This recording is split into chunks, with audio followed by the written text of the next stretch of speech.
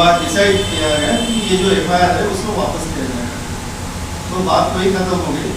मीनाक्षी चटर्जी के ऊपर जो केसेस है वो भयानक चार्जेस जो लगे, कोई गुप्ता जी वगैरह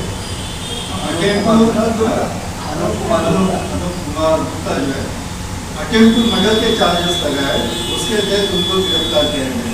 वो जो सुशील पाल गांधी जी ने चार्ज उसको तो वापस लेना ही है, उसमें कोई ये नहीं, हम लोगों का कोई उसमें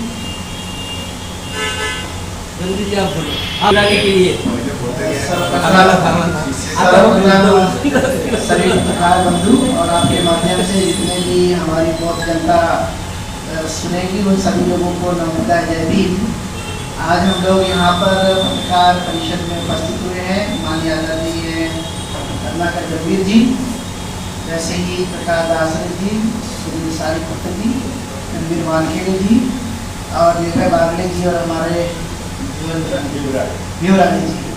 और ये बात आप लोगों को बताते हुए कि आपने देखा होगा कि 139 दिनों से जो बोधगया में धरना आंदोलन चल रहा है, चूँकि ये संघर्ष तो 134 साल का है, जिसकी चर्चा अभी प्रकाश दास जी ने की है कि कितना लंबा है ये संघर्ष, लेकिन फिर भी उसके बावजूद भी बोधगया में चलते हुए इस धरना आंदोलन को बाद हमने 1 जून से देश के 7 राज्यों में लगभग 15 जनसभाएं की हैं। कल ही मैं लखनऊ से सभा करके आज मैं नागपुर पहुंचा हूं और हम लोगों ने ऑल इंडिया बुद्धिस्ट फोरम और भारतीय बौद्ध महासभा, सहायता सैनिक दल, महिला सशक्तिकरण, ऑल बुद्धिस्ट ऑर्गेनाइजेशन जितने भी हमारे है, बौद्ध भिक्षु है, उपासक उपासिका संघ है, सबके माध्यम से देश के अंदर में एक हम लोगों ने आह्वान किया है कि बोधगया में तो ये धरना चलाया जा रहा है और देश के अलग अलग जिलों में, शहरों में भी ये होना चाहिए। इसलिए 1 जुलाई से सब जगह धरना प्रारंभ हो रहा है। जानकारी में जितना है, जैसे नागपुर में, भोपाल में, छत्तीसगढ़ में, उत्तर प्रदेश में, बिहार में और तेलंगाना, कर्नाटका और कई जगह में ये धरना आंदोलन चलेगा, जिससे लगभग 1 महीना पूरे देश के अंदर में चलाया जाएगा।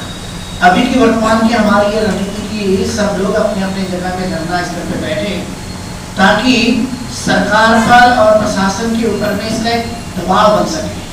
क्योंकि बड़ी बड़ी रैलियां निकाली गई, ज्ञापन भी सौंपे गए, तो एक बार से तो काम नहीं चल रहा है ऐसा प्रतीत हो रहा है।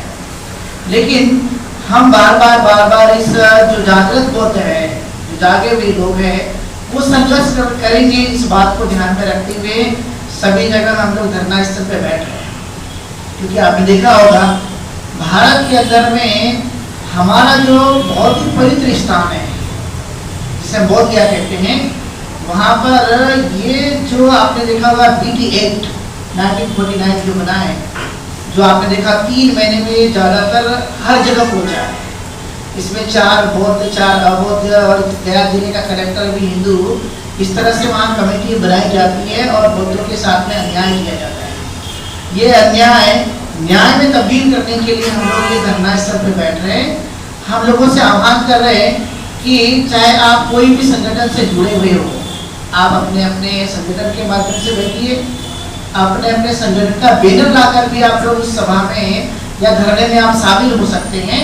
सब लोगों के लिए हमने आह्वान किया हुआ है। इसलिए हम ये चाहेंगे आपके माध्यम से कि जहाँ जहाँ पर भी हमारे बौद्ध अनुयायी हैं, बौद्ध भिक्षुगण हैं, वे सभी के सभी धरना पे जहाँ जहाँ पर भी आप रहते हैं, वहाँ पर बैठ कर के प्ले कार्ड, जहाँ पर बौद्धों के साथ न्याय होना चाहिए, महाबोधि महाविहार मुक्त होना चाहिए, BT एक्ट 1949 रद्द होना चाहिए, ये सब अपने प्ले कार्ड के माध्यम से आप लोग सरकार को दिखाते रहे। इसलिए हमने समय रखा है सुबह से शाम तक का, और ये लगातार जो है चलते रहेगा, जिसमें बहुत सारे जो हमारे लोग होंगे उसमें शामिल होंगे और शामिल होकर अपने मन की बात लोगों से कहेंगे कि हमारी मंशा है कि महाविहार बौद्धों के हाथों में होना चाहिए।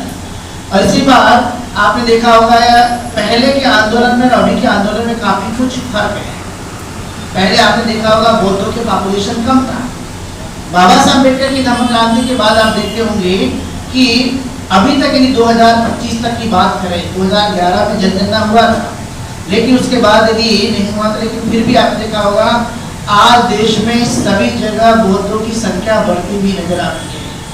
सोशल मीडिया का जमाना है, बहुत सारे पढ़े लिखे लोग हैं, तब के और अब के समय में काफी अंतर है, और इसलिए आपने देखा कि लाखों की संख्या में इस बार बौद्ध लोग सड़कों पर आए।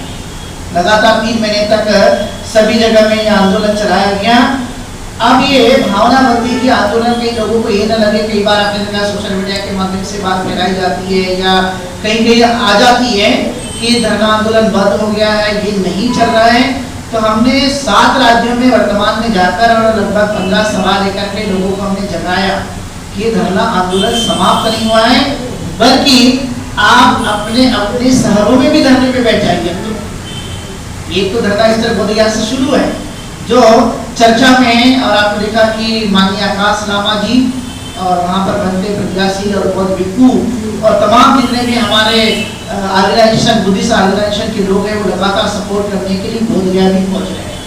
हमारा ये सबसे अपील है कि हम लोग ये कंपटीशन के साथ नहीं बल्कि कोऑर्डिनेशन के साथ इस आंदोलन को बढ़ाएं। यदि हम बौद्ध हैं तो सबकी मांग एक है, सबका दुख एक है, सबकी समस्या एक है, तो एक जगह एकत्रित होकर के इस आंदोलन को आगे बढ़ाने के लिए हम सब बौद्ध लगे रहिए, ये निश्चित तौर पर होना ही चाहिए। हमें अपील भी करते जा रहे हैं, और इसलिए जगह जगह सभा सम्मेलनों के माध्यम से, और अब तो धरना भी शुरू होगा जो 30 दिन तक लगातार चलते रहेगा।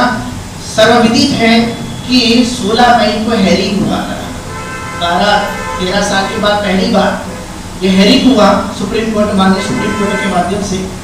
और आपको पता है कि 29 जुलाई को भी हेरिंग है, और इसीलिए हम सब लोग ये एक प्रकार से काम करने के लिए, सिर्फ काम है नहीं तो एक्शन में आने के लिए हम लोग शासन प्रशासन को ध्यान दिलाने के लिए कि बौद्ध लोग अब ऐसे नहीं है कि आपने हमारी बात नहीं मानी तो हम शांत बैठेंगे।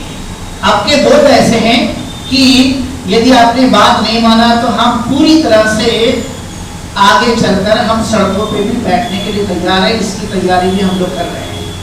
1 महीने में यदि हमारी बात नहीं मानी तो इसके लिए हमारा आगे का प्लान होगा, बात की पत्रकार परिषद में वो बात आप लोग को बताएंगे।